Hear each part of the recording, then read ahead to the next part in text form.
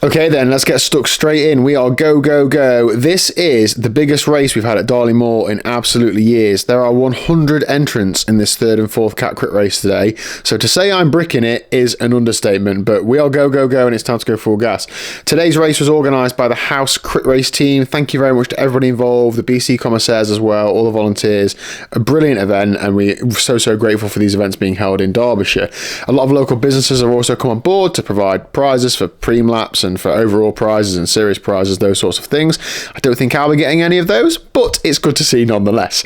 So my whole plan for this race is, oh my god, there's 100 people in it. I need to stay at the front because of crash risks, because of how slingshotty it'll be at the back. So that's my whole strategy. I need to be at the front, but spoiler alert, this does not go to plan, and the beauty of a race not going to plan and it being quite short means I can talk you through and show you the whole race uninterrupted, unedited. So please do stick around for that. Also, if you did this race, well done. Right, so the map on the top left, stats on the middle. The black arrow is the wind direction. It was about a 10-mile-an-hour wind, so fairly strong. So we're going into a headwind now, but my plan on this first lap was just to get to this hairpin as close to the front as I can. I'm not trying to break away. I'm not trying to stretch it out. I just want to get around this corner like without crashing and hopefully without having to chase really hard on the other side of this corner. This bunch is massive. There's going to be loads of people clinging on and clinging on. I want to try and stay at the front for as long as possible. Now that lasted all of about 1.5 minutes because I'm full gas out of here. I can't kick any harder. I'm already gassed. My maximum heart rate is in the mid to high 160s. I'm nearly banging on the red line. And if I'm honest, this threw me a bit. So it's my first race of the season. I only raced 4 or 5 times last year. I mostly do triathlon, to be honest, but I do really like bike racing. And I'm just conscious that a lot of people are in that same situation where they haven't done any racing yet this year. So I'm nervous. And right now I'm swinging over to the side because I thought, well, I'm probably 20 or 30 riders back, so my strategy of being at the front has gone out the window. I didn't feel like I could maintain position or move up, so I've swung out. In hindsight, this is an error, and I thought, I'll just let the bunch come by and I'll sit on the back, but I just underestimated how big this bunch is and just how long and how stretched out it is. Still riders coming by. I'm trying to just slot in now because I think, well, I've got dropped back way too far, but this is the point where I thought, well, I don't know how I'm ever going to get back to the front now, but it is what it is. I'm there now, so I've just got to make the most of it. So full gas out of this corner up this slight rise. For reference, my threshold power is about 350 watts. I'm 101 kilos at the minute, and I don't really have much of a kick. I'm more of a diesel engine, so this just means that I'm really struggling. I'm struggling to deal with the surges. I'm not accelerating very fast, particularly up that little rise, and I know all of those things, so mentally it's getting to me now. Now, really, this is the worst it's ever going to be. When everybody's fresh, it's easy for the guys who have got those big peak numbers to do them and to do them again and again.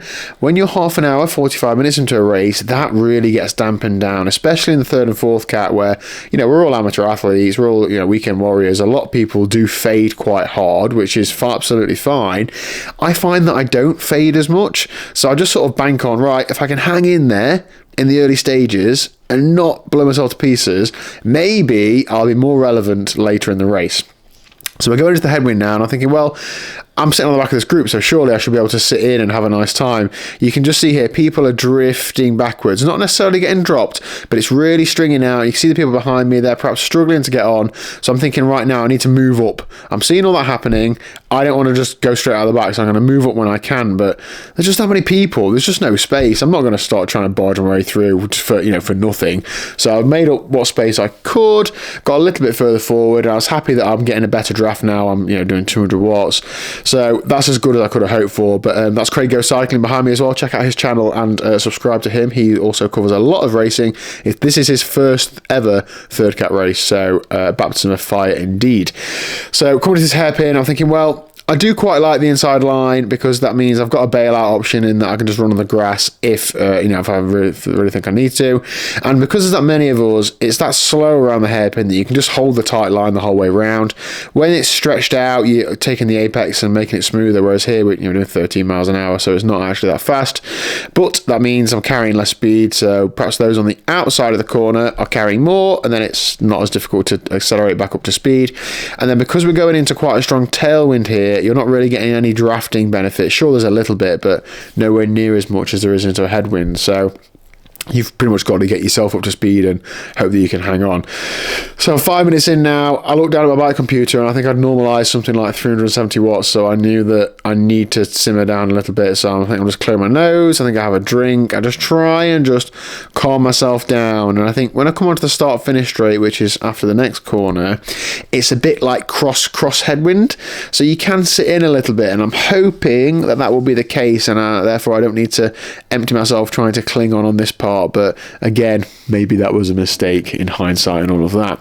So coming down to this bottom corner, the wind isn't normally in this direction, it's normally the other way. So a lot of us aren't used to coming into this corner with so much speed. We're actually dabbing the brakes. On a normal day, that's just like a free wheel, but straight back on the gas, no braking required corner, but we were definitely dabbing the brakes at that point. Kicking hard again up this little rise. I mean, it's not a hill, this is just a slight bump, but it's just enough to knock off that acceleration. Like, I'm doing a, consistent 550, 600 watts, and I'm not cracking 30 miles an hour, so that isn't that fast. I'm trying to sit on wheels where I can, so this guy just come around me here. I'm thinking, right, if I could just sit behind him a little bit, and if he can just close that gap, it saves me a little bit of energy, but it wasn't quite getting there, so I sort of surged through a little bit, and neither of us, I think, are being very smart there, but who just needs to get on the back of that group.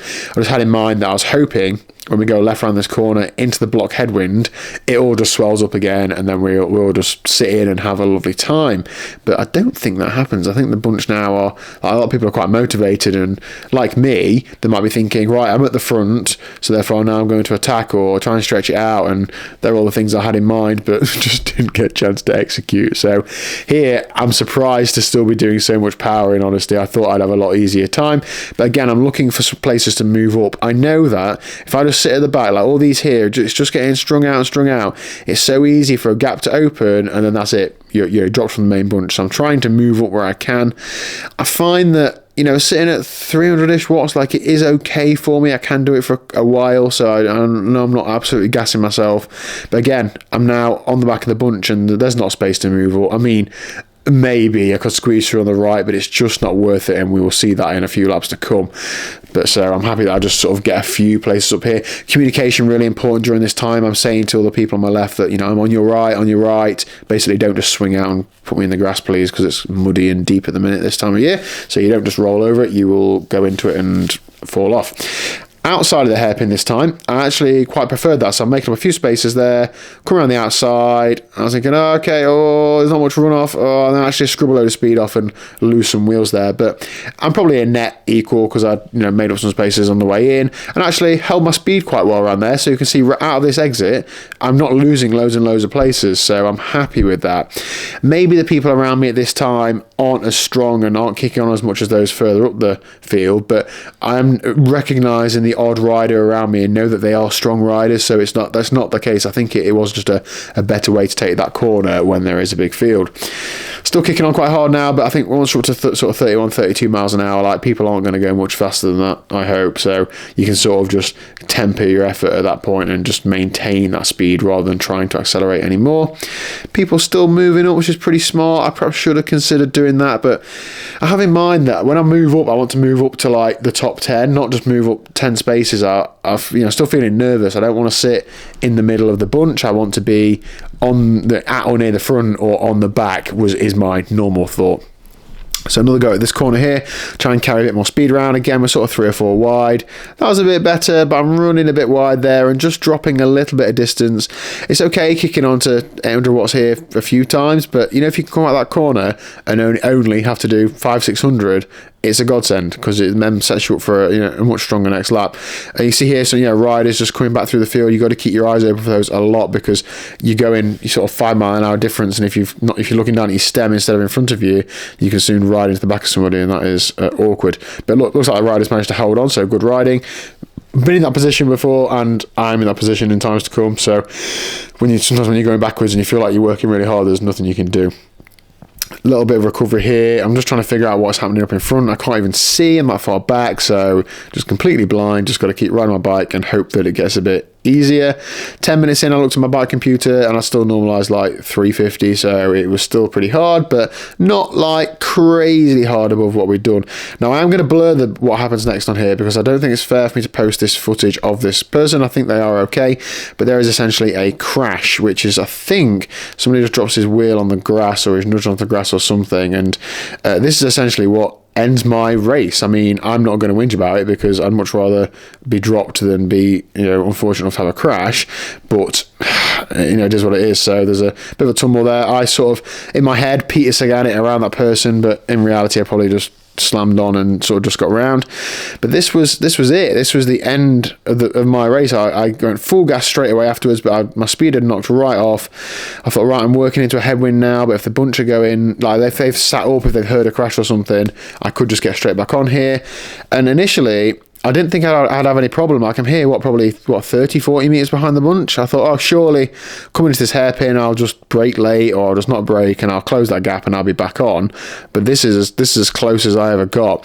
What seems to happen is, and I'll show you these next few minutes, the people I pass seem to just be getting distance from the bunch, and it felt like Zwift. It felt like I'm off the back of a big group and I'm only like 2 seconds behind, but I'm just never going to close that gap regardless of how hard I'm going.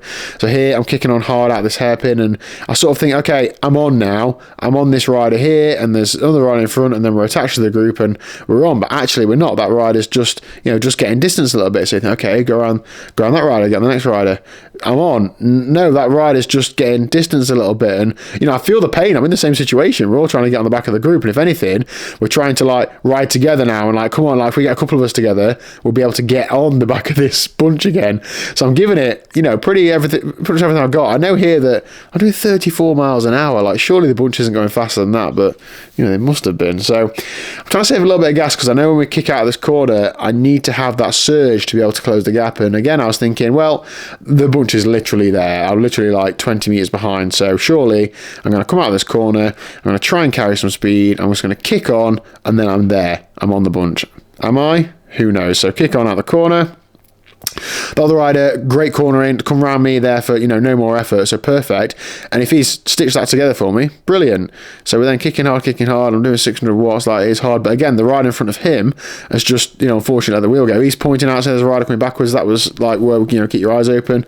And again, unfortunately, we've just got distance from the group. So again, I'm coming around this rider. That guy in front was flicking his elbow. Like, we've all got the same objective. Let's get on the back of this group. But it's so hard when, like, that guy then, he's flicked his elbow, then he's just gone straight backwards. You're on your limit. You're absolutely full gas. You're not thinking straight. And all you're trying to do is get on the back of the group ahead, and it's just so hard. So these riders are going by, again, exactly the same thing. Being distanced by the bunch a little bit too hard, and I'm trying to make the most of the draft when I go by them. So this guy here, carrying a bit of speed, so I come around him. But I don't want to drop him. I want somebody to come work with me into this headwind so that we can get back on the group. And this person does. Brilliant. So straight on my wheel. I can't really see it, but I'm sort of just hoping that somebody's on my wheel, and hopefully we can just bridge this gap into this headwind. Again, praying that they just sit up. If they'd sat up, maybe we'd be back on, but that gap's bigger than it was last lap. So he comes through, pulls through hard, so I've got to kick on. This is hurting a lot now, doing a big surge just to get on the wheel, and then if he wheels again, he's off, and I'm like, I don't really know what that added, but better than nothing. So I'm trying to then settle back into another tempo again. If you knew who you were riding with, and you'd say, oh, do 30-second turns, like, great, you'd work it out, but we're literally just all trying to cling on for dear life and try and get back to the group. So there's no strategy involved, there's no technique, it's just a case of get yourself on the back of the group. And it also becomes a bit tactical then, like, I wouldn't want to tow this guy or myself to the back of the group. Like, I want some commitment, but we're further away now, and if I'm honest, I'm struggling to stay motivated now, especially with them, like, they're round the hairpin. So watch the time ago, what were they on? 56 when they went around the hairpin, and I'm getting there 2, 3, 4, 10 seconds nearly till we're in the same position. That's a big gap, and I'm looking at those sorts of things as I'm trying to do it. But all you need sometimes is the bunch to sit up for 20 or 30 seconds and you're back on, but it just didn't seem to happen, which is absolutely fine. That's bike racing. I'll speed this bit up for you so you don't have to endure my pain any longer than is absolutely necessary.